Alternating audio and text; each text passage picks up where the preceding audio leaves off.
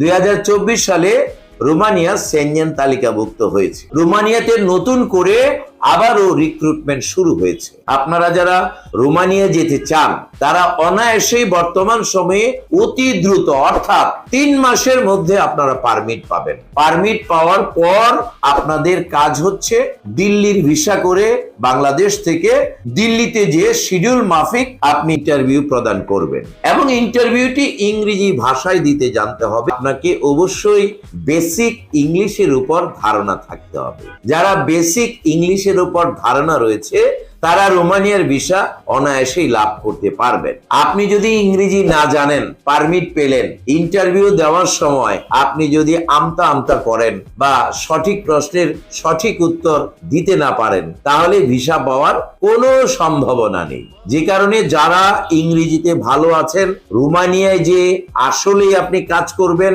আপনার কাজের কিছু দক্ষতা রয়েছে, অভিজ্ঞতা রয়েছে বা অভিজ্ঞতার ভিডিও ফুটেজ রয়েছে, তারা রোমানিয়াতে গেলে অনেক অনেক ভালো করবেন। এছাড়াও রোমানিয়া একটি সেনজেনভুক্ত রাষ্ট্র, সেখানে গেলে আপনি 29টি দেশে বিনা ভিসায় চলে যেতে পারবেন।